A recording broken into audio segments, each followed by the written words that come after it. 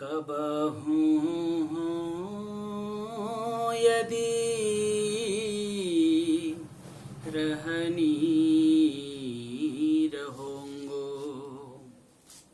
श्री रघुनाथ कृपालु कृपाते साधु स्वभाव गहोंगो कबहूँ की हो यदि रहनी रहोंगो। श्री गोस्वामी तुलसीदास जी महाराज रघुनाथ जी से प्रार्थना कर रहे हैं कि हे रघुनाथ जी, कब वो दिन आएगा जिस दिन मैं इस रहनी से रहूं, जिस रहनी से संत रहते हैं, जिस रहनी से आपके अनुरागी प्रेमी वैष्णव जन रहते हैं। अपने बल से नहीं, अपनी ताकत से नहीं, श्री रघुनाथ कृपालु कृपाते, श्री कृपालु रघुनाथ जी की कृपा से संत स्वभाव गहूं। जहीं विधि तुही अति लागहूं प्यारी, सो गुण तैसी रहनी दीजिए करुणा कोर निहारी। हे ठाकुर जी, हमें ऐसे बना दीजिए जैसे बनने से हम आपको पसंद आए, हम आपको अच्छे लगे, हम आपको प्यारे लगे। साधु स्वभाव गहूंगो, संतों की जो स्वभाव होता है वो स्वभाव मुझ में आ जाए। कब वो दिन आएगा जिस दिन मैं साधु स्वभाव को धारण करूंगा। क्या है साधु स्वभाव, वो भी गोस्वामी जी बताते हैं। जथा लाभ संतोष सदा काहू सो कछु न चहूंगो, परहित निरत निरंतर मन क्रम बचन नेम निवहोंगो। जथा लाभो संतोष सदा, हर परिस्थिति में, सुख में, दुख में, हानि में, लाभ में, जीवन में, मरण में, यश में, अपयश में, सुविधा में चाहे असुविधा में, हर परिस्थिति में समः शत्रौ च मित्रे च तथा मानापमानयोः शीतोष्म सुख दुःखेषु समः संग विवर्जित तुल्य निंदा स्तुतिर्मौनी संतुष्टो येन केनचित् अनिकेतः स्थिरमतिर्भक्तिमान में प्रियो नरः। हर परिस्थिति में, चाहे गर्मी हो, चाहे सर्दी हो, सुख हो, दुख हो, हर परिस्थिति में संतोष रहना, शांत रहना। जो शांत रहता है वो संत है। संतों के स्वभाव ही शांत रहना है। इसलिए मैं संतोष पर हूं। जथा लाभ संतोष सदा काहू सो कछु न चाहूंगो, किसी से कुछ नहीं चाहना। जाहि न चाहिए कबहू कछु, तुम सन सहज सने बसहु निरंतरता सुहिया सो राउर निज गेह। ये बहुत महत्वपूर्ण चीज है कि भक्त के हृदय में कामना नहीं होनी चाहिए। हम पूर्वोक्त सत्संग में चर्चा कर चुके हैं कि आत्यंतिक साधन चेष्टा और कामना शून्य हृदय। रूप गोस्वामी पाद अपने भक्ति रसामृत सिंधु ग्रंथ में कहते हैं कि सबसे पहले आत्यंतिक साधन चेष्टा, और दूसरी बात कामना शून्य हृदय। मन में कुछ चाहना ना हो, जिसको कभी किसी भी परिस्थिति में कुछ चाहिए नहीं। संसार से तो प्रेमी भक्त कुछ चाहता नहीं है, यहां तक कि भगवान से भी नहीं कुछ चाहता, भगवान से भी कुछ नहीं चाहता। श्रीमन महाप्रभु से कहते हैं, न धनम न जनम न सुंदरीम कवितां वा जगदीश कामये मम जन्मनि जन्मनीश्वरीर भवताद भक्ति रहे तु कित्वयि। न नाकपृष्ठं न च पारमिष्ट्यं न सार्वभौमं न रसाधिपत्यं न योग न सिद्धि न पुनर्भवं वा समंजसत्वां विरहर्य कांक्षे। जिसको कभी किसी भी परिस्थिति में कुछ नहीं चाहिए, यहां तक कि भक्त प्रेमी के हृदय में मोक्ष की कामना भी नहीं रहता। भगवान 5 प्रकार के मुक्ति परोस देते हैं, साजुज्य, सालोक्य, सामीप्य, साष्टी, कैवल्य, लेकिन भक्त उन 5 प्रकार मुक्ति को भी ठुकरा देता है। कहता है मुक्ति न मांगो, भक्ति न छोड़ो, वृंदावन में धेनु चराओ। चाह न हो, कामना शून्य हृदय, किसी भी भगवान के अलावा, भगवत प्रेम के अलावा और कोई किसी भी प्रकार के कामना न हो। कामना 3 प्रकार की, सतोगुणी कामना, रजोगुणी कामना एवं तमोगुणी कामना। सतोगुणी कामना क्या है? मंदिर बनाना, आश्रम बनाना, धर्मशाला बनाना, अस्पताल बनाएंगे, विद्यालय बनाएंगे, आदि आदि अच्छी काम है, ये अच्छी बात है ये सब करना, ये सब चाहना। लेकिन जो इसी शरीर में, इसी जन्म में भगवत प्रेम पाना चाहता है, उसके लिए तो ये सतोगुणी कामना भी बाधक है। सतोगुणी कामना भी बाधक है। रजोगुणी कामना क्या है? अच्छा खाना, अच्छा पहनना, अच्छे से रहना, ये सब रजोगुणी कामना है। बढ़िया खाऊं, बढ़िया पहनूं, शरीर को बढ़िया सजाऊं, आदि आदि, ये रजोगुणी कामना। और तमोगुणी कामना बोले शास्त्र, संत, सदगुरु जो निषेध करते हैं, जो मना करते हैं, वो सब चाहना, ये है तमोगुणी कामना। इसलिए 3 प्रकार के कामना भगवत प्रेमी संत में नहीं होना चाहिए। जो इसी शरीर, इसी जन्म में भगवान को पाना चाहता है, उसके हृदय में ये सब कामना नहीं होना चाहिए। हाँ, निर्गुण कामना। निर्गुण कामना अर्थात केवल भगवत प्रेम की चाह। अब प्रभु कृपा करहूं एही भांति, सब तजी भजन करऊं दिन राति। सब छोड़कर दिन रात आपके भजन करूं, आपके गुण गाऊं, आपके सत्संग की चर्चा करूं, आपके सत्संग की चर्चा सुनो, नाम जप करूं, मंत्र जप करूं, कीर्तन करूं, रामायण की पाठ करूं, भागवत जी की पाठ करूं, श्री गीता जी की पाठ करूं, ठाकुर जी की सेवा करूं, संतों के दर्शन करूं, परिक्रमा करूं, आदि आदि, ये सब कामना। आज इतने लाख जाप करूंगा, इतने घंटे बैठकर जप करूंगा, ये सब कामना ये बंधन का कारण नहीं, ये सब मुक्ति का, मोक्ष का कारण, अर्थात ये भगवत प्राप्ति का हेतु बनेंगे।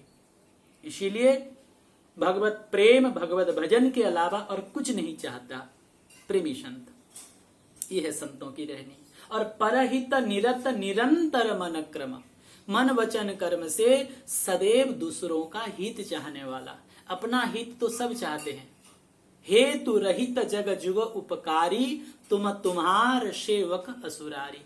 भगवान एवं भगवान के भक्त ये बिना कारण के हित करने वाले हैं। ये संतों की स्वभाव होनी चाहिए। सदैव कैसे सबका कल्याण होगा। परम श्रद्धेय परम पूज्य स्वामी श्री रामसुखदास जी महाराज तो बेचैन हो जाते थे, ऐसे व्याकुल हो जाते थे कि कैसे, कौन से सरल साधन हो जिससे मनुष्य शीघ्र से शीघ्र भगवत प्राप्ति कर ले। इसीलिए व्यस्त हो जाते थे कि ऐसा कोई साधन में और सहज साधन ढूंढ के निकालूं जिससे कि साधकों को शीघ्रातिशीघ्र भगवत प्राप्ति हो जाए। ये है परहित निरत निरंतर मन क्रम। एवं चर्चा आया तो मैं कर लूं, स्वामी जी यही श्रेष्ठ सरल उपाय बताए थे कि हे नाथ, हे मेरे नाथ, मैं आपको भूलूं नहीं। मैं हूं केवल आपका, आप हो मेरे नाथ। मैं हूं केवल आपका, आप हो मेरे नाथ। इसी बात से ही तेरा कल्याण होगा, प्रभु से प्यार होगा।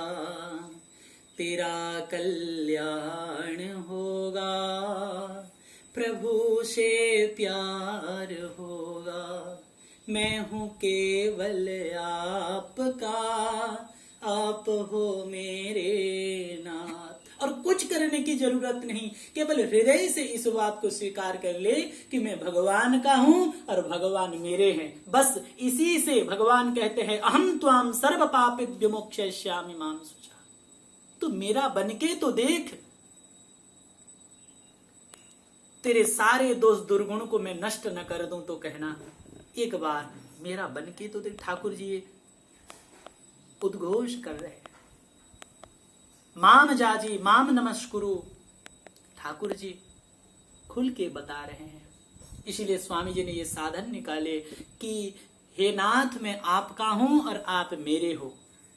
इसी से व्यक्ति का कल्याण हो जाएगा। तो परहित निरत निरंतर मन क्रम, संत सदैव इसी कोशिश में रहते हैं कि कैसे सबको भगवत प्राप्ति हो जाए, सब संसार की माया के बंधनों से छुटकारा पाकर भगवान के भजन में लग जाए। परहित निरत निरंतर, इससे बड़ा परहित और क्या हो सकता है। किसी को भोजन करा देना, किसी को वस्त्र दे देना, ठीक है हम भोजन करा दें, अच्छी बात है, कराना चाहिए, लेकिन उसको 3 घंटे बाद फिर भूख लगेगा। लेकिन जिसको अगर भगवत प्राप्ति करा दिए तो फिर यद गत्वा न निवर्तन्ते तद्धाम परमम मम, उसके जन्म जन्मांतर के दुख की निवृत्ति भगवत प्राप्ति में हो जाती है। इसीलिए संत सदैव यही कोशिश में लगे रहते हैं कि कैसे सबको भगवत प्राप्ति हो जाए, सबको भगवत प्राप्ति के मार्ग प्राप्त हो जाए, इसी में लगे रहते हैं। परहित निरत निरंतर मन क्रम वचन नैव निबहुंगो। और बोले पुरुष वचन अति दुसह श्रवण सुनित ही पावक न दहोंगो। ये संतों का स्वभाव है। अपने निंदा सुनकर या कठोर वचन सुनकर, कटु वचन सुनकर कभी भी संत दुखी नहीं होते, उदास नहीं होते। कबीरदास जी तो कहते हैं निंदक नियरे राखिए कुटिया रही छवाए। चरणदास जी कहते हैं निंदक मित्र हमारो, साधो निंदक मित्र हमारो। अरे माँ तो अपने हाथ से बच्चा को साफ करती है, लेकिन निंदक तो अपने जिह्वा से हमको स्वच्छ करती है, निर्मल करती है। अर्थात वो निंदा करती है तो अपने दोष दुर्गुण दिखाई देता है, फिर व्यक्ति सावधान रहकर भगवत भजन में प्रवृत्त हो जाता है। इसीलिए निंदक अपना शत्रु नहीं, निंदक तो अपना मित्र है। अगर कहीं पुरुष वचन, कठोर वचन सुनने के लिए मिला तो संत उदास नहीं होते। तेहि पावक न दहोंगो, अत्यंत भयानक अग्नि है कटु वचन सहना। इसीलिए तो संतों के स्वभाव में प्रथम गुण आया है, संतों के लक्षण में प्रथम लक्षण आया है तितिक्षवः कारुणिक सुहृद सर्वदेहिना। तितिक्षा का गुण, सहनशीलता बहुत जरूरी है। खोद खाद धरती सहे, काट कूट वनराज, दुष्ट वचन साधु सहे, और से सह नहीं जाए, और कोई नहीं सह सकता। सहनशीलता के बारे में अधिक ज्ञान अथवा अधिक जानना चाहते हैं तो श्रीमद् भागवत एकादश स्कंद के भिक्षु गीता का पाठ करना चाहिए।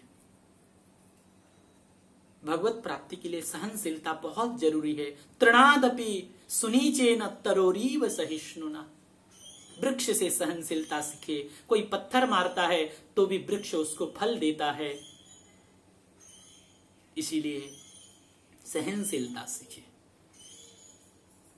उमा संत कई बड़ाई, मंद करत जो सुख करई भलाई।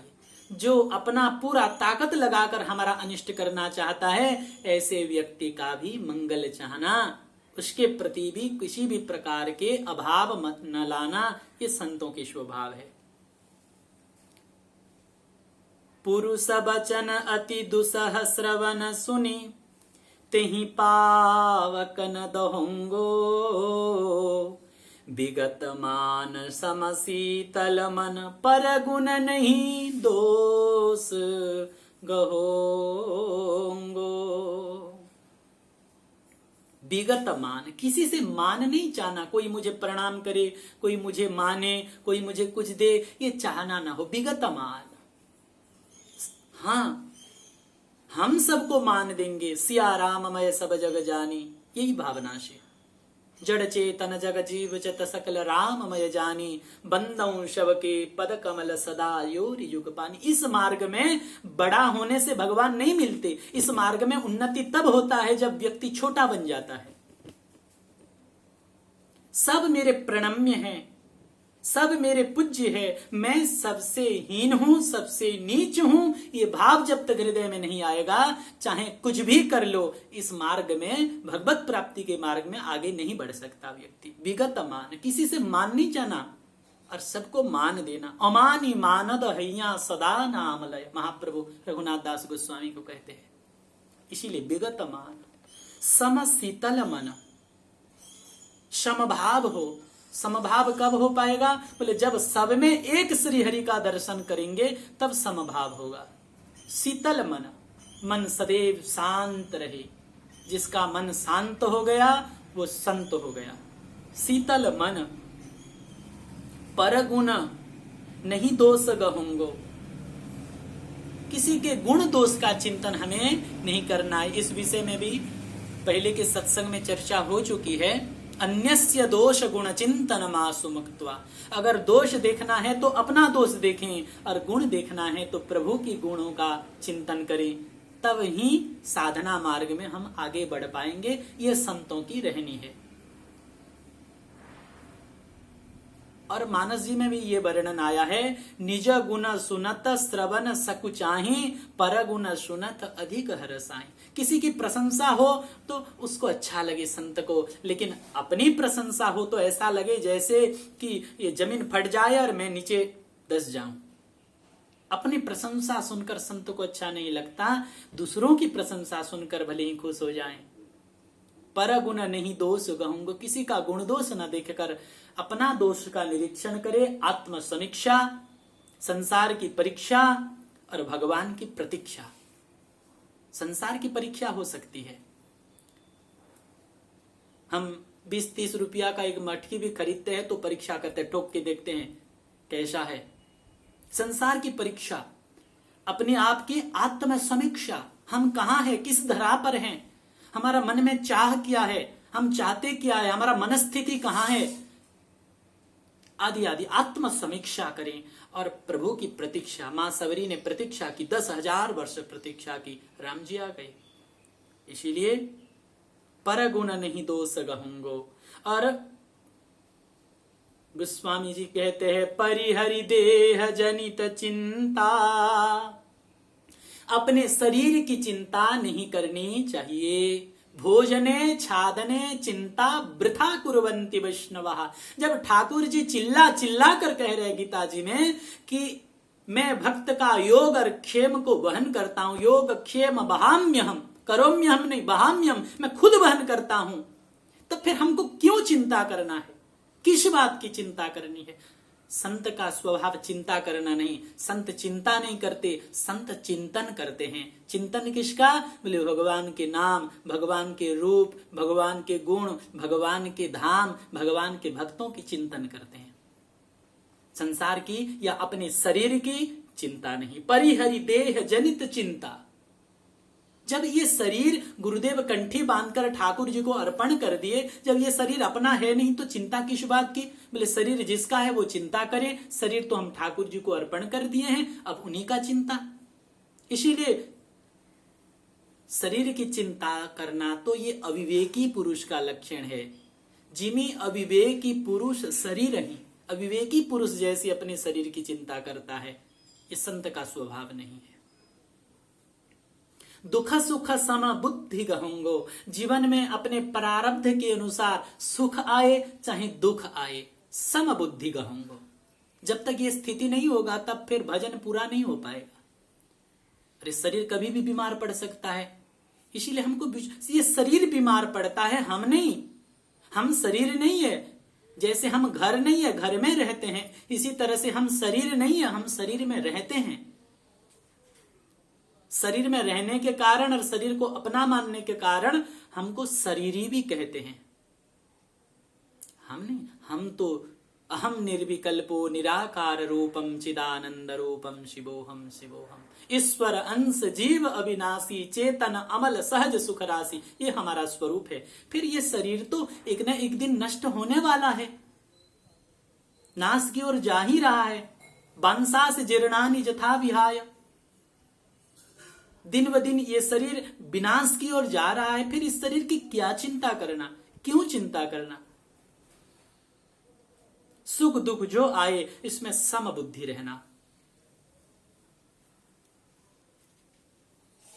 समह दुख सुख, दुख सुख में समभाव रहना, समभाव। राम जी अपनी लीला में अपने चरित्र में हमें सिखाए हैं। संध्या के समय राम जी को बुलाकर ये कहा गया, कल सुबह आपको अयोध्या के राजा बनाएंगे। और सूर्योदय से पहले पुनः बुलाकर ये कह दिया गया कि आप ये राजसी ठाट बाट त्याग कर, ये वस्त्र आदि भी त्याग कर, वल्कल धारण करते हुए आप 14 वर्ष के लिए उदासीन व्रत को धारण करते हुए वनवासी बन जाइए। प्रसन्नताम यान गताभिषेक तथा नमल में वनवास दुखदः मुखाम्बुजश्री रघुनंदनस्य में सदास्तु सा मंजुल मंगल प्रदा। लेकिन जब राजा बनाने के लिए बोले राम जी को, तब राम जी के मुखार बिंद में जो भाव था, वन भेजते समय में भी राम जी के मुखार बिंद पर वही झलक, वही मंद मुस्कान, कोई परिवर्तन नहीं राम जी के अंतःकरण में। इसीलिए नाम जापक को, संत को, भक्त को, भक्त के हृदय में अपने भगवान के गुण आने लग जाता है। इसीलिए सम दुख सुख बुद्धि कहूं और परिहरि देह जनित चिंता दुख सुख सम बुद्धि सहंगो तुलसीदास प्रभु यही पथि रही अविचल हरि भक्ति लहोंगो। तुलसीदास जी कहते हैं कि इसी मार्ग में चलकर मैं भगवान के चरण कमल में अविचल हरि भक्ति को प्राप्त करूंगा। और भगवान की भक्ति की प्राप्ति हो जाना ही संसार में सबसे बड़ी लाभ है। लाभ न किछु हरि भगति समाना जहीं गावहीं श्रुति संत पुराना। इसीलिए संतों की ऐसे रहनी, जिस रहनी से ठाकुर जी रिझ जाते हैं, जिस रहनी से ठाकुर जी बिक जाते हैं, हमें कोशिश करना चाहिए संतों की इसी रहनी में हम रहें। कब वो दिन आएगा जिस दिन हम भी ऐसे संतों की रहनी में रहेंगे, संतों के स्वभाव को धारण करेंगे। ये गोस्वामी जी कहते हैं ये पद बहुत प्यारा पद है, साधकों के लिए बहुत ताकत देने वाला पद है। इसलिए इस पद की बार बार चिंतन करें और भजन मार्ग में इस भजन रस को प्राप्त करने के लिए आगे बढ़ें। श्री वृंदावन बिहारी लाल की जय।